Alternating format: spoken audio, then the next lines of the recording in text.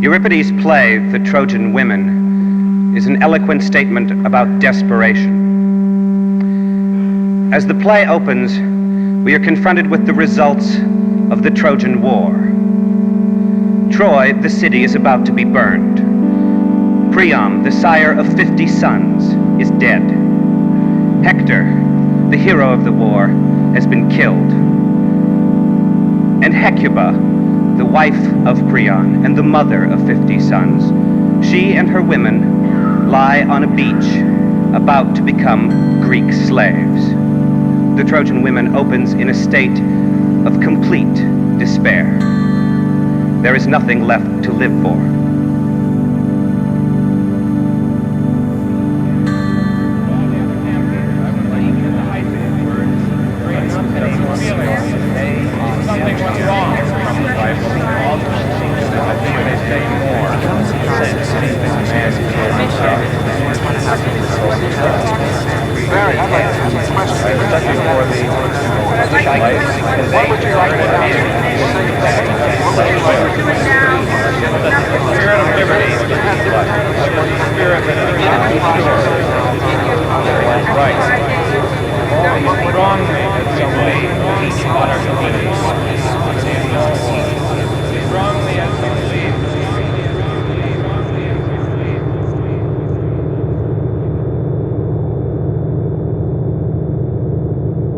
I was alone in the world. I was disconnected from everybody around me. Nothing could make this better. I stood there surrounded by people who were supposed to love me, who do love me, and I thought to myself, I am alone.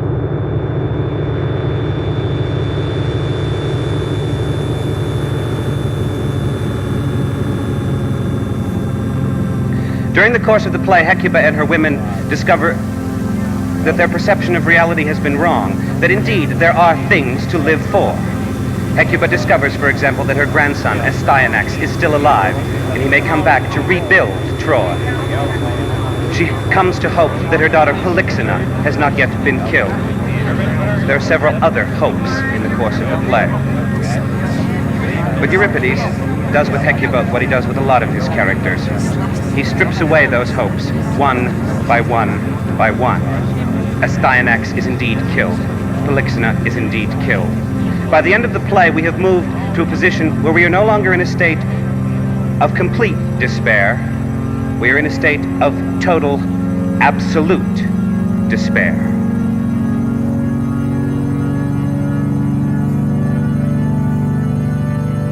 I was surprised by how much pressure it took to make the incision. And that made me feel safe. Because I had always thought of the body as so fragile. It was a scary time. It's still scary.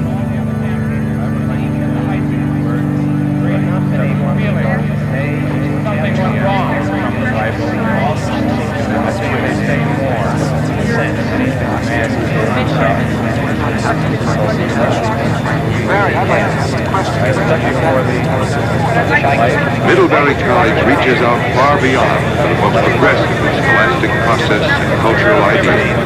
Middlebury College reaches out far beyond for the most progressive and scholastic process and cultural ideas. Middlebury College reaches out far beyond for the most progressive and scholastic process and cultural ideas. Middlebury College reaches out far beyond for the most progressive and scholastic process and cultural ideas. Middlebury College reaches out far beyond for the most progressive and scholastic process and cultural ideas. Middlebury College reaches out far beyond for the most progressive and scholastic process and cultural ideas. Middlebury College reaches out far beyond for the most progressive and scholastic process and cultural ideas. Tomorrow, as yesterday and 150 years ago, Middlebury will strive to impart to its students an enduring zest for intellectual tasks, a firm desire to be intelligent and honest in the evaluation of themselves, of other people, and of philosophies of life. A realization of the dignity of the individual and the importance of jealously guarding their liberty and freedom. Middlebury College, set high on a hill looking both ways to the mountains, is dedicated to the task of preserving a cultural heritage based on such unchanging values.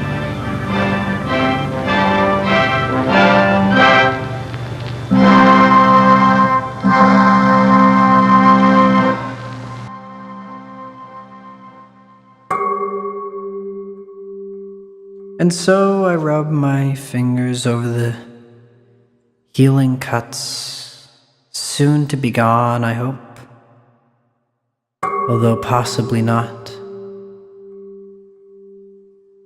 They'll always be present in me as part of me.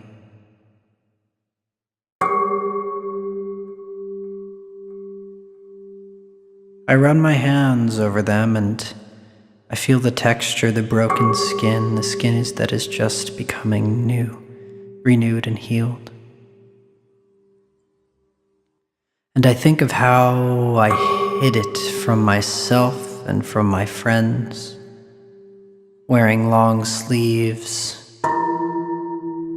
sometimes absent-mindedly rolling them up and then quickly pulling them back down to fix the mistake. It's still scary.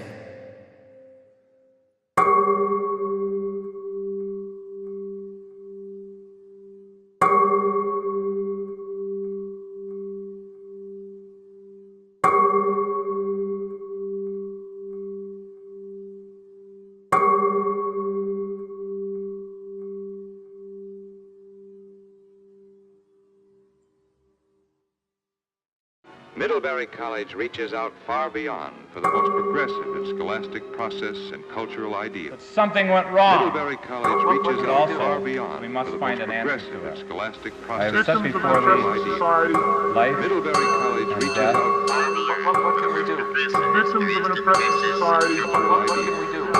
Middlebury Something went College wrong. reaches out far beyond But also, progressive we must find an answer. Middlebury College reaches out far beyond This is where we find our answer. Middlebury I College have said reaches before out the far beyond life and death. I have said before the life and death.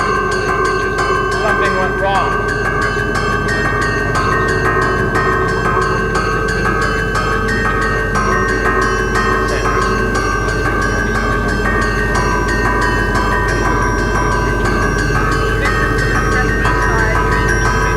Something went wrong.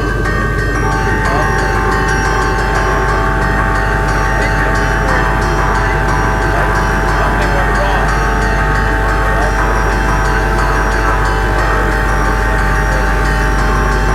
I was alone in the world. I was disconnected from everybody around me. And nothing could make this better. I stood there surrounded by people who were supposed to love me, who do love me, and I thought to myself, I am alone.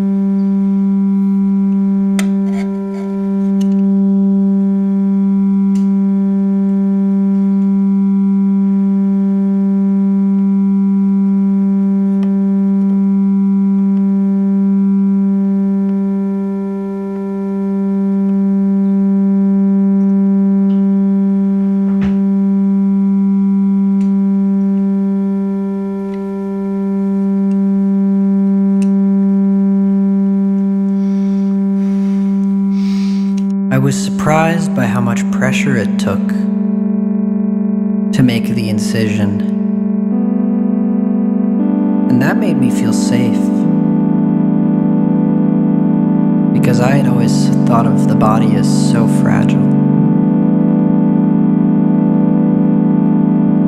It was a scary time. It's still scary.